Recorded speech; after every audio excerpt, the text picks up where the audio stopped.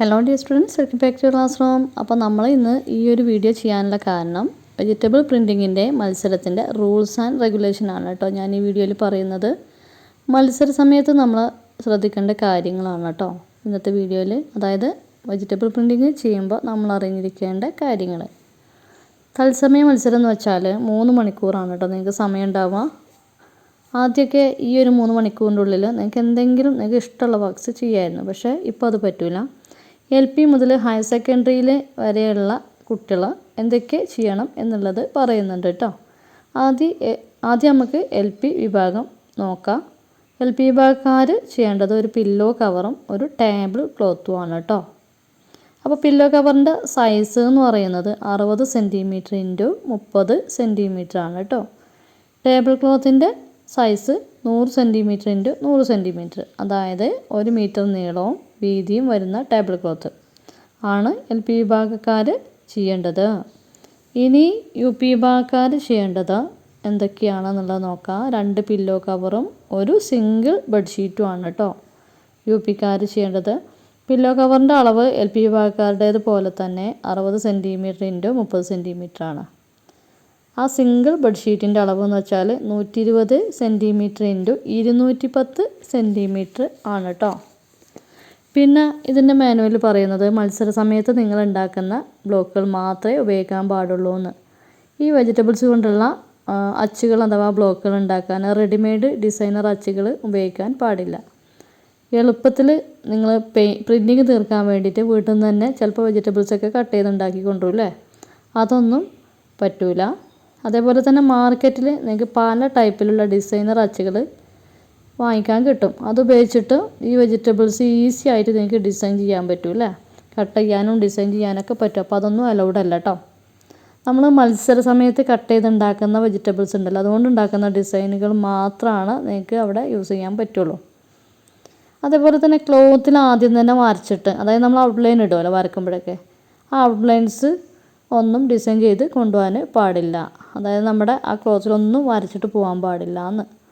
പിന്നെ നിങ്ങൾക്ക് ചെയ്യാൻ പറ്റുന്ന കാര്യം എന്താണെന്ന് വെച്ചാൽ വീട്ടിൽ നിന്ന് നല്ല രീതിക്ക് അയൺ ചെയ്ത് കൊണ്ടുപോകുക ക്ലോത്ത്സൊക്കെ. അതായത് നിങ്ങൾക്ക് പാറ്റേൺ എങ്ങനെയാണ് വേണ്ടത് എന്നുള്ളതൊക്കെ തലേന്ന് തന്നെ നിങ്ങൾ ജസ്റ്റ് ഒന്ന് എവിടെയെങ്കിലുമൊക്കെ ഒന്ന് ഔട്ട്ലൈൻ ഇട്ട് വെച്ചിട്ടുണ്ടാവുമല്ലോ.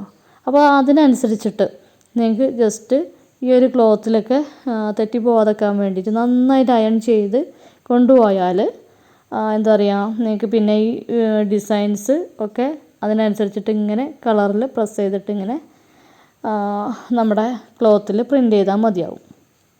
പിന്നെ നിങ്ങൾക്ക് ചെയ്യാൻ പറ്റുന്ന കാര്യം എന്താണെന്ന് വെച്ചാൽ പേപ്പറിൽ നിങ്ങൾ കട്ട് ചെയ്യാൻ ഉദ്ദേശിക്കുന്ന ആ ഡിസൈൻസ് ഉണ്ടല്ലോ, അത് കട്ട് ചെയ്തുകൊണ്ടുപോകുക പേപ്പറിൽ കേട്ടോ. ആ പേപ്പർ വെജിറ്റബിൾസിൻ്റെ മുകളിൽ വെച്ചിട്ട് നിങ്ങൾക്ക് ഈസി ആയിട്ട് കട്ട് ചെയ്ത് എടുക്കാൻ പറ്റും. അപ്പോൾ ഇതുകൊണ്ടുള്ള ഉപയോഗം എന്താണെന്ന് വെച്ചാൽ നിങ്ങൾ ഉദ്ദേശിച്ച ഡിസൈൻസൊക്കെ മറക്കാതെ കട്ട് ചെയ്ത് ഉണ്ടാക്കാൻ പറ്റും. പലരും മത്സര സമയത്ത് ആകെ ടെൻഷനായിട്ട് ഉദ്ദേശിച്ചതൊന്നും ചിലപ്പോൾ ചെയ്യാൻ പറ്റിക്കോണമെന്നില്ല, അതൊന്നും മെമ്മറി തന്നെ വരില്ല അല്ലേ. അപ്പോൾ അത് ഒഴിവാക്കാനിത് ഹെൽപ്പ് ചെയ്യും. ഇനി ഹൈസ്കൂൾ വിഭാഗക്കാർ ചെയ്യേണ്ടത് ഒരു സിംഗിൾ ബെഡ്ഷീറ്റ്, ഒരു സാരി എന്നിവയാണ് കേട്ടോ. 120 ഇൻറ്റു 210 സെൻറ്റിമീറ്റർ ആണ് ഇതിൻ്റെ അളവ്. ബെഡ്ഷീറ്റിൻ്റെയും സാരിയുടെയും അളവ് സെയിം ആണ് കേട്ടോ.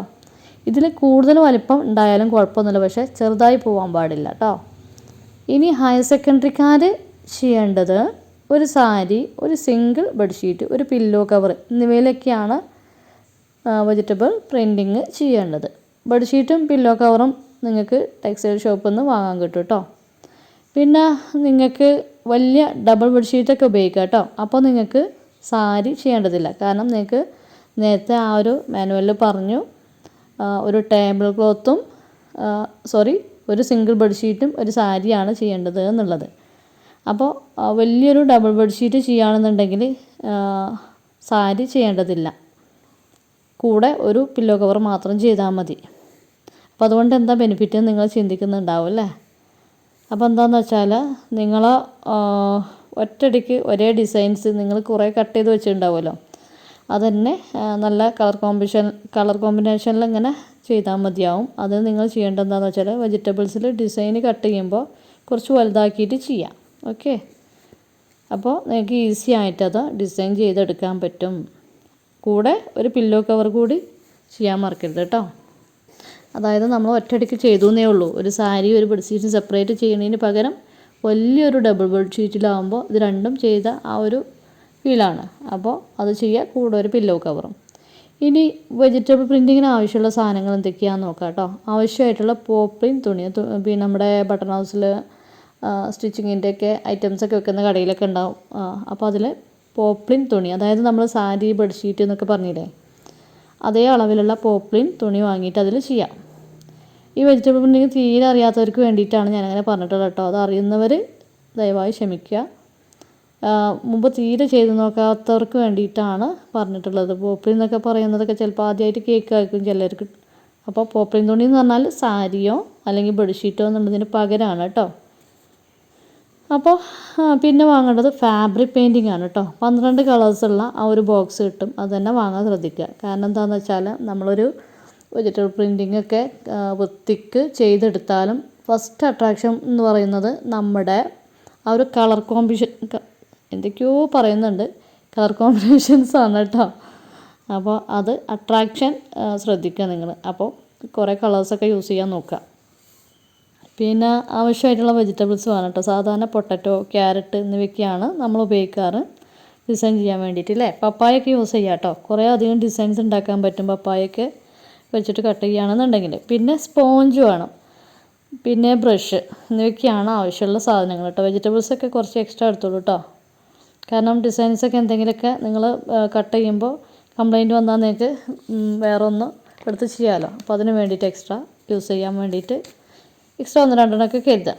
പിന്നെ പറയാൻ വിട്ടുപോയി, ഓൾഡ് ന്യൂസ് പേപ്പേഴ്സ് കയ്യിൽ സൂക്ഷിക്കുക. കാരണം എന്താണെന്ന് വെച്ചാൽ ഈ ന്യൂസ് പേപ്പർ നിലത്ത് വിരിച്ചിട്ട് അതിന് മുകളിലാണ് നമ്മുടെ ഈ ക്ലോത്ത്സ് വെക്കേണ്ടത് കേട്ടോ.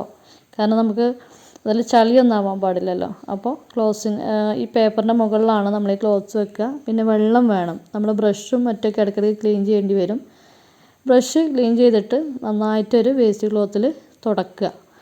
എന്നിട്ട് വേണം അടുത്ത കളറിൽ ഡിപ്പ് ചെയ്യാൻ വേണ്ടിയിട്ട്. അല്ലെങ്കിൽ എല്ലാം കൂടി മിക്സ് ആവും, എല്ലാ കളേഴ്സും കൂടി. അപ്പോൾ ഒരു ടവൽ കൂടി കരുതുക. അതല്ലാന്നുണ്ടെങ്കിൽ ഒരു വേസ്റ്റ് ക്ലോത്ത് യൂസ് ചെയ്യുക. കാരണം ബ്രഷ് തുടക്കാൻ വേണ്ടിയിട്ടാണ് കേട്ടോ. സ്പോഞ്ച് ഉപയോഗിക്കുന്നത് പിന്നെ എന്തിനാന്ന് വെച്ചാൽ നമ്മുടെ കളറൊക്കെ ഇതിൻ്റെ മുകളിലാണ് വെക്കുന്നത്. വെജിറ്റബിൾ ബ്ലോക്സ് ഡിസൈൻ ചെയ്തതിന് ശേഷം നമ്മൾ ഇതിലിങ്ങനെ പ്രസ് ചെയ്തിട്ടാണ് തുണിയിലിങ്ങനെ പ്രസ് ചെയ്ത് പോകുന്നത് കേട്ടോ. ഇതൊക്കെ ഞാൻ മുമ്പ് വീഡിയോയിൽ വ്യക്തമായിട്ട് കാണിച്ചിട്ടുണ്ട്. അതിൻ്റെ ലിങ്ക് കമൻറ്റ് ബോക്സിൽ പിൻ ചെയ്തിടാം കേട്ടോ. കാണാത്തവർ കണ്ടു വെക്കുക. ഒരുപാട് പേര് അത് മത്സരത്തിന് ചെയ്തിട്ട് ഫസ്റ്റ് അടിച്ചു എന്ന് പറഞ്ഞതിൽ വളരെ വളരെ സന്തോഷമുണ്ട്.